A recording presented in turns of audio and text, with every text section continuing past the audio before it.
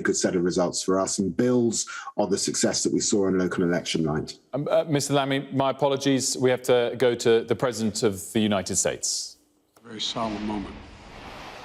Today, the Supreme Court of the United States expressly took away a constitutional right from the American that it had already recognized.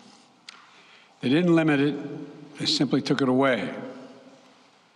That's never been done to a right so important to so many Americans. But they did it. It's a sad day for the court and for the country. 50 years ago, Roe v. Wade was decided and has been the law of the land since then.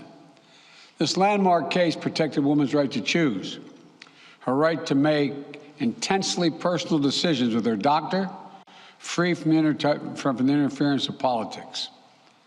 It reaffirmed basic principles of equality, that women have the power to control their own destiny, and it reinforced a fundamental right of privacy, a right of each of us to choose how to live our lives. Now, with Roe gone, let's be very clear. The health and life of women in this nation are now at risk. As chairman and ranking member of the Senate Judiciary Committee, as Vice President and now as President of the United States, I've studied this case carefully. I've overseen more Supreme Court confirmations than anyone today, where this case was always discussed. I believe Roe v. Wade was the correct decision as a matter of constitutional law and application of the fundamental right to privacy and liberty in matters of family and personal autonomy. It was a decision on a complex matter that drew a careful balance between a woman's right to choose earlier in her pregnancy and the state's ability to regulate later in her pregnancy. A decision with broad national consensus that most Americans of faith and backgrounds found acceptable, and that had been the law of the land for most of the lifetime of Americans today. And it was a constitutional principle upheld by justices appointed by Democrat and Republican presidents alike. Roe v. Wade was a 7-2 decision, written by a justice appointed by a Republican president, Richard Nixon. In the 5 decades that followed Roe v. Wade, justices appointed by Republican presidents from Eisenhower, Nixon, and Reagan, George W. Bush, were among the justices who voted to uphold the principles set forth in Roe v. Wade. It was 3 justices named by one president, Donald Trump, who were the core of today's decision to upend the scales of justice and eliminate a fundamental right for women in this country. Make no mistake, this decision is a culmination of a deliberate effort over decades to upset the balance of our law. It's a realization of an extreme ideology and a tragic error by the Supreme Court, in my view. The court has done what it has never done before, expressly take away a constitutional right that is so fundamental to so many Americans that had already been recognized. The court's decision to do so will have real and immediate consequences. State laws banning abortion are automatically taking effect today, jeopardizing the health of millions of women, some without exceptions. So extreme that women could be punished for protecting their health. So extreme that women and girls who are forced to bear their rapist's child, with the child a consequence. It just stuns me. So extreme that doctors will be criminalized for fulfilling their duty to care. Imagine having a young woman have to carry the child of incest as a consequence of incest. No option. Too often the case, the poor women are going to be hit the hardest. It's cruel.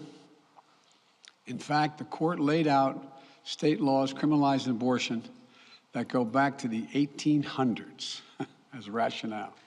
The court literally taking America back 150 years. This is a sad day for the country, in my view. But it doesn't mean the fight's over. Let me be very clear and unambiguous. The only way we can secure a woman's right to choose, in the balance that existed, is for Congress to restore the protections of Roe v. Wade as federal law. No executive action from the president can do that. And if Congress, as it appears, lacks the votes to do that now, voters need to make their voices heard. This fall, we must elect more senators and representatives who will codify women's right to choose into federal law once again. Elect more state leaders to protect this right at the local level.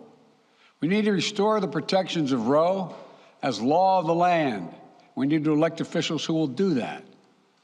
This fall, Roe is on the ballot. Personal freedoms are on the ballot. The right to privacy, liberty, equality, they're all on the ballot. Until then, I will do all of my power to protect a woman's right in states where they will face the consequences of today's decision. While the court's decision cast a dark shadow over a large swath of the land, many states in this country still recognize a woman's right to choose. So, if a woman lives in a state that restricts abortion, the Supreme Court's decision does not prevent her from traveling from her home state to the state that allows it. It does not prevent a doctor in that state from treating her. As the Attorney General has made clear, women must remain free to travel safely to another state to seek care they need. My administration will defend that bedrock right.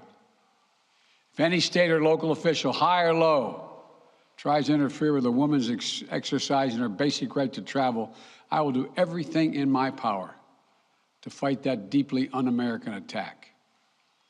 My administration will also protect a woman's access to medications that are approved by the Food and Drug Administration, the FDA, like contraception, which is essential for preventative health care, mifepristone, which the FDA approved 20 years ago to safely end early pregnancies and is commonly used to treat miscarriages. Some states are saying that they'll try to ban or severely restrict access to these medications. But extremist governors and state legislators are looking to block the mail or search a person's medicine cabinet or control a woman's actions by tracking data on her apps she uses are wrong and extreme and out of touch with the majority of Americans. The American Medical Association, the American College of Obstetricians and Gynecologists wrote to me and Vice President Harris stressing that these laws are not based on evidence and asking us to act to protect access to care. They say by limiting access to these medicines, maternal mortality will climb in America. That's what they say. Today, I'm directing the Department of Health and Human Services to take steps to ensure these critical medications are available to the fullest extent possible. And the politicians cannot interfere in the decisions that should be made between a woman and her doctor. And my administration will remain vigilant as the implications of this decision play out. I've warned about how this decision risks the broader right to privacy for everyone. That's because Roe recognized the fundamental right to privacy that has served as a basis for so many more rights that we've come to take for granted, that are ingrained in the fabric of this country. The right to make the best decisions for your health. The right to use birth control, a married couple in the privacy of their bedroom, for God's sake. The right to marry the person you love. Now, Justice Thomas said as much today. He explicitly called to reconsider the right of marriage equality, the right of couples to make their choices on contraception. This is extreme and dangerous path the court is now taking us on. Let me close with 2 points. First, I call on everyone, no matter how deeply they care about this decision, to keep all protests peaceful. Peaceful, peaceful, peaceful. No intimidation. Violence is never acceptable. Threats and intimidation are not speech. We must stand against violence in any form, regardless of your rationale. Second, I know so many of us are frustrated and disillusioned that the court has taken something away that's so fundamental. I know so many women are now going to face incredibly difficult situations. I hear you. I support you. I stand with you. The consequences and the consensus of the American people, core principles of equality, liberty, dignity, and the stability of the rule of law demand that Roe should not have been overturned. With this decision, the conservative majority of the Supreme Court shows how extreme it is, how far removed they are from the majority of this country. They've made the United States an outlier among developed nations in the world. But this decision must not be the final word. My administration will use all of its appropriate lawful powers, but Congress must act. And with your vote, you can act. You can have the final word. This is not over. Thank you very much. More to say this in weeks to come. Thank you.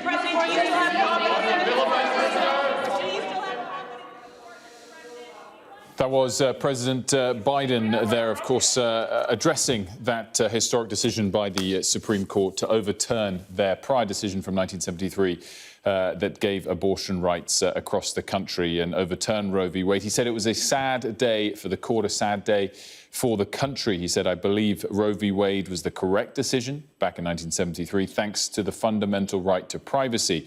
He also mentioned the fact that he felt there was a broad national consensus for it to remain, even from those of faith. Explained how Roe v. Wade originally was a 7-2 decision written by a justice who had been appointed by a Republican in President Nixon. He said, though, that this doesn't mean the fight is over. He said the only way we can enshrine rights across the country is that a new federal law from Congress, and voters need to make their voices heard. He said this fall, referencing, of course, the midterm elections to come in November, that Roe v. Wade was on the ballot. And he said, as is so often the case, this will fall on poor women the hardest. Let's discuss all of this further. Joining me now from Newton, Massachusetts, is Judy Norsigan, co-founder of the pro-choice group Our Bodies, Ourselves.